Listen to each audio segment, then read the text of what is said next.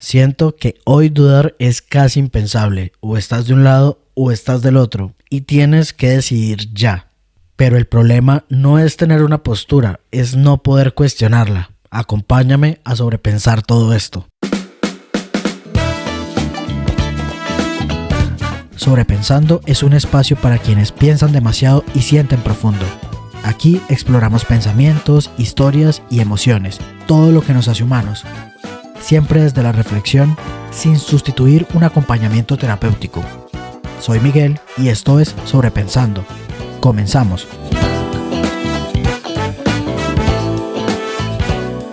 Desde hace algún tiempo para acá, quizás algún par de años, un poco más, un poco menos, he venido percibiendo del mundo que estamos constantemente llenos de opiniones.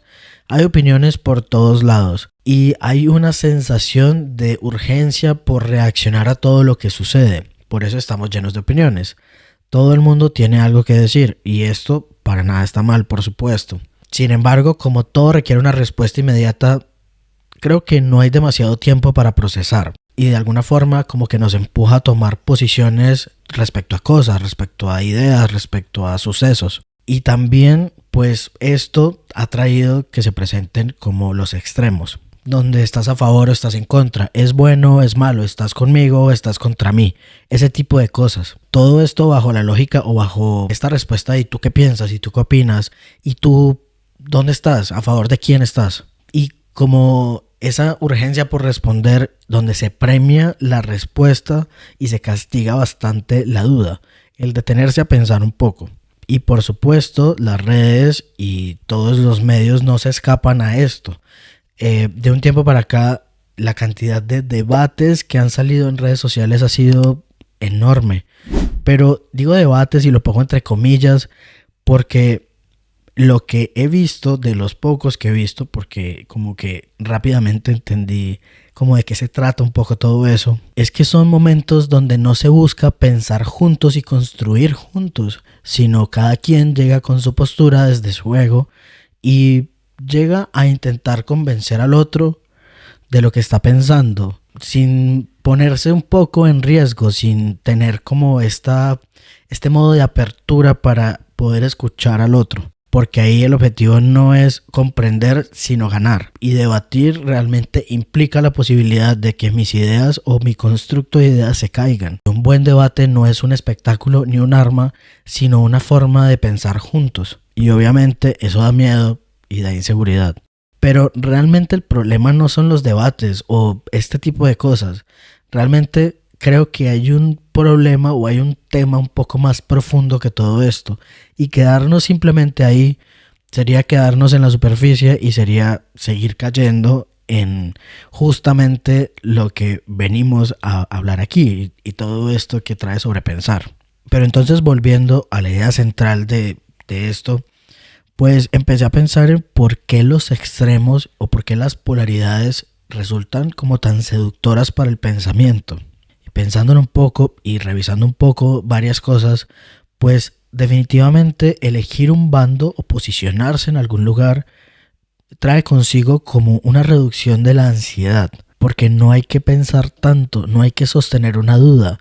La incertidumbre es algo que no le gusta demasiado a la mente y esto hace que el mundo se vuelva más simple, más legible. Y cuando el mundo se vuelve caótico o la vida o cualquier cosa, pues un poco de orden a todo esto realmente tranquiliza. Y en este orden no solamente elegimos ideas, sino que también elegimos identidades. Un bando o una posición puede traer una identidad, porque vendría siendo el yo soy de los que piensan, yo soy de los que hacen, a mí lo que me gusta es, yo soy de este lado. Entonces estar de este lado, como lo mencionamos en el episodio de las etiquetas, siempre da identidad e incluso muchas veces da estatus moral, intelectual o social o económico. Da pertenencia, da esta sensación de no estar solo. Y por supuesto, esto no es necesariamente bueno o malo. Solamente estamos poniendo cosas aquí sobre la mesa. Entonces, en tiempos de incertidumbre como los que hemos vivido casi que en los últimos 5 o 6 años más o menos, la necesidad de certezas aumenta. Y las posturas más firmes, las posiciones más firmes se valoran un poco más, dan más estatus, se tienen mejor vistas. Contrario a lo que sucede con las dudas. Pero pensando un poquito más y yéndome un poco más o intentando llegar un poco al origen de esto, que es algo que me gusta bastante hacer. En la neuroevolución, pues tenemos que pensar de dónde venimos. Si pensamos en la humanidad antes de que existiera la civilización, pues en ese entonces era bastante necesario tener posturas como bien estáticas, digamos, o bien certeras. Durante mucho tiempo pensar en términos de peligro, no peligro, amigo, enemigo, fue bastante útil y necesario y casi que una forma de adaptarnos a las condiciones que teníamos en ese momento o que se tenían en ese momento. Era absolutamente necesario para sobrevivir. Era indispensable decidir rápido más que pensar en los matices de la situación. Y nuestro cerebro aprendió a simplificar las situaciones porque en algún momento eso era lo que servía y lo que se necesitaba. Era supervivencia básica. Pero afortunadamente, pienso yo, ya no estamos en ese momento del mundo. Ya no necesitamos pensar rápido para sobrevivir. Y creo que pensar de esa manera de alguna forma se queda corto. La realidad actual es un poco o mucho más compleja, más ambigua y por supuesto que más cambiante. Y lo que antes funcionaba perfectamente, ahora se siente como algo que empobrece la comprensión de la realidad. El problema no es que pensemos así, el problema real es que pensemos solamente de esa manera y que nos quedemos solamente ahí o con eso. Esta forma de pensar, que es el pensamiento dicotómico, es esa forma de pensamiento en el que solamente se toman en cuenta dos extremos que son diametralmente opuestos y que son excluyentes entre sí. En este tipo de pensamientos solo existen dos opciones, solamente dos, y ambas son opuestas una de la otra.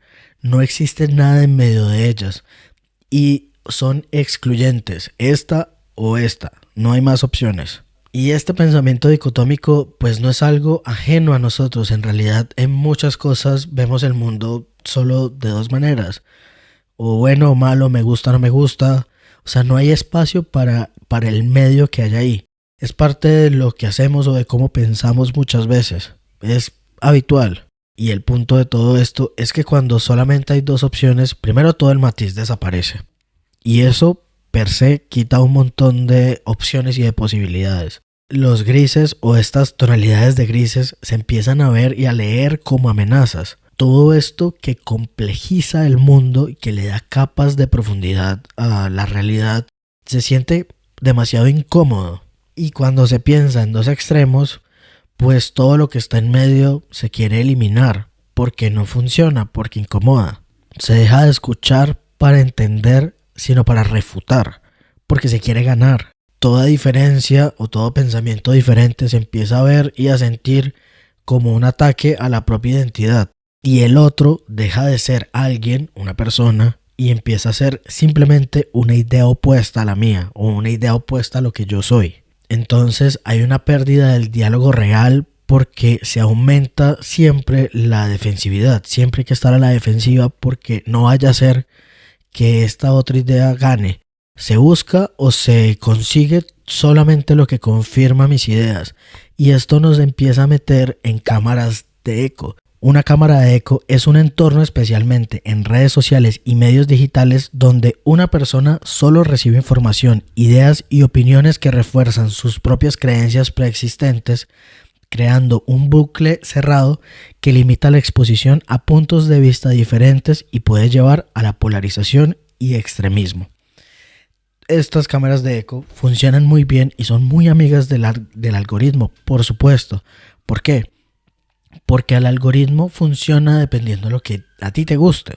Entonces, si a ti te gusta, por ejemplo, las personas que viajan, entonces cada vez que te salga una persona que viaja y tú te quedas viendo ese video y luego le das like o comentas, el algoritmo entiende que eso es lo que te va a mostrar, que eso es lo que te debe mostrar. Por supuesto, porque lo que busca es tu retención, que tú te quedes mucho más tiempo. Si solo te muestro cosas que están con las que tú estás de acuerdo, pues es más probable que tú te quedes ahí.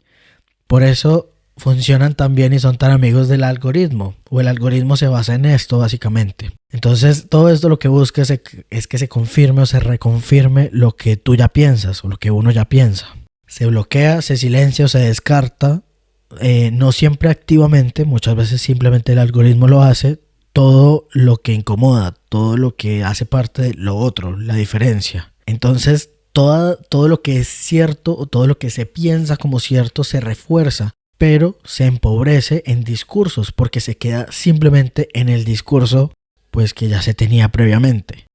El pensamiento dicotómico trae consigo también un lenguaje absoluto, ese que incluye palabras como siempre o nunca, todo o nada. Y cuando el lenguaje se vuelve absoluto, pues el pensamiento ya se cerró, porque si siempre pasa esto, no hay opción para el tal vez. O si todos hacen tal cosa, no hay opción para que tal vez alguien no, o la mayoría, o muchos. Es un lenguaje que ya marca certezas completas.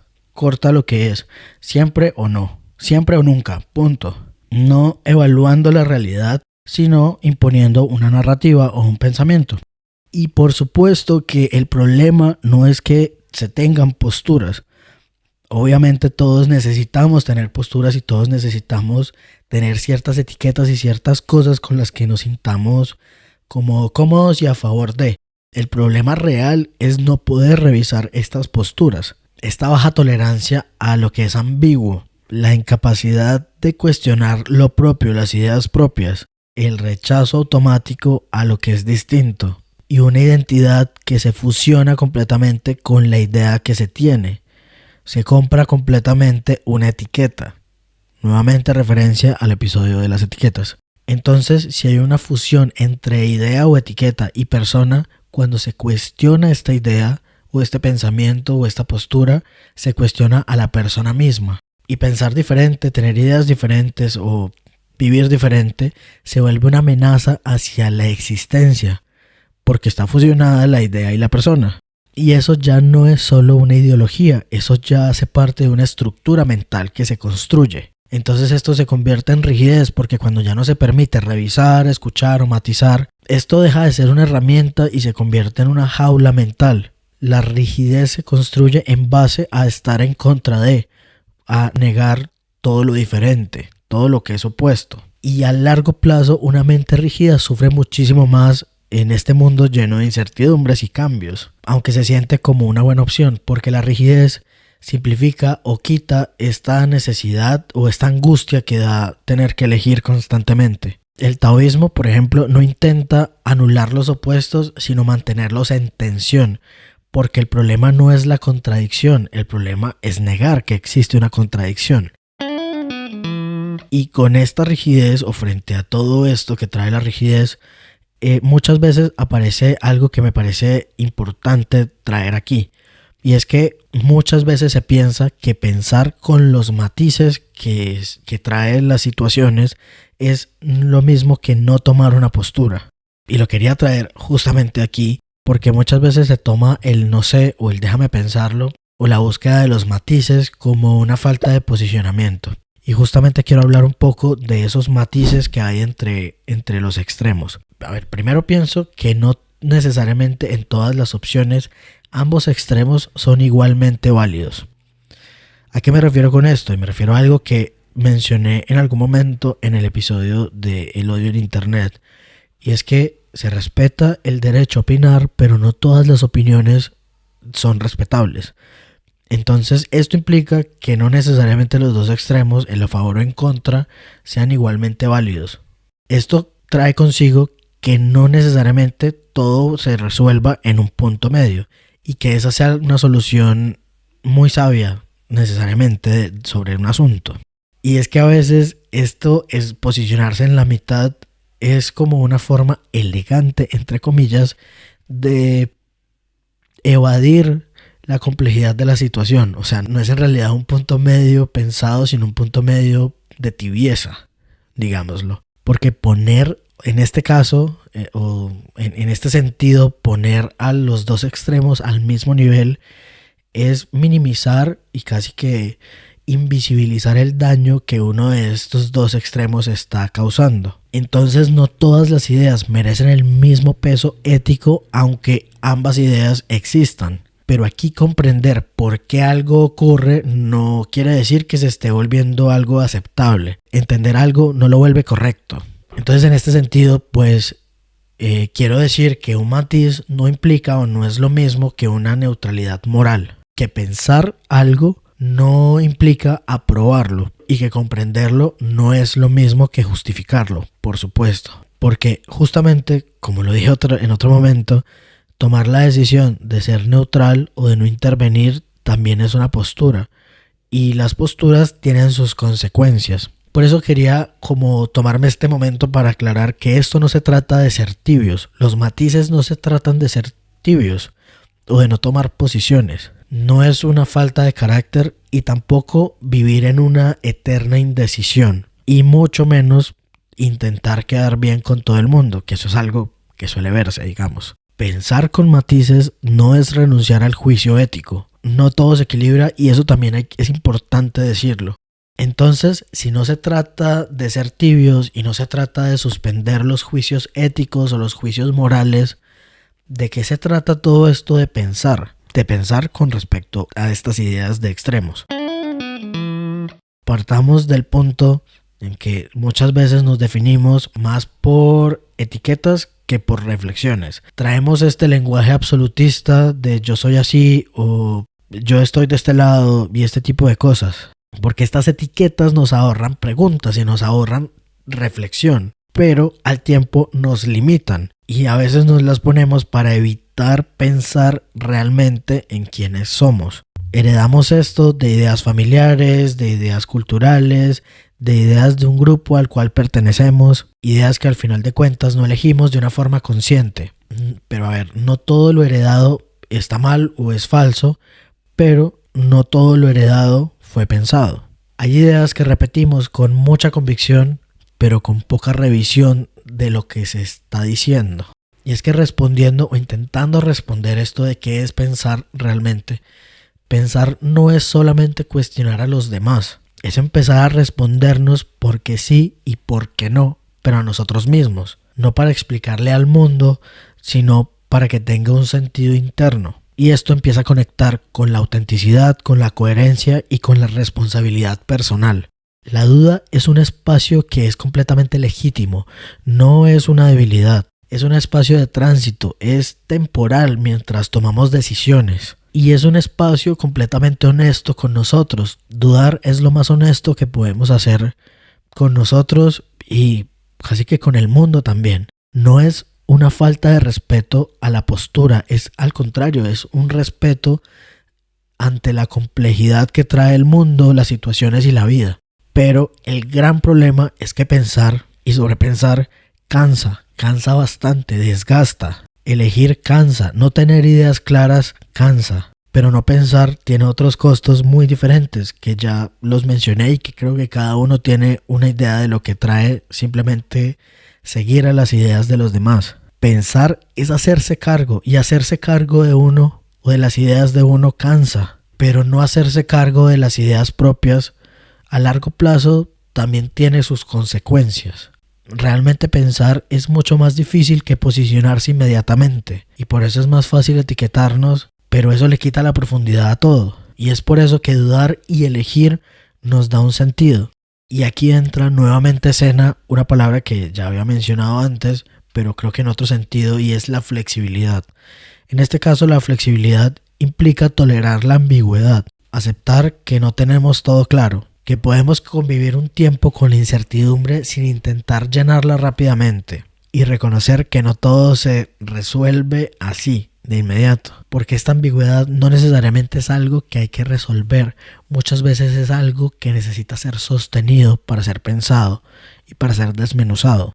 La flexibilidad también trae consigo esto de escuchar, y escuchar no implica ceder, tampoco implica cambiar de postura, pero sí trae consigo que haya una menos defensividad, que haya más apertura y que haya una menor urgencia por ganar.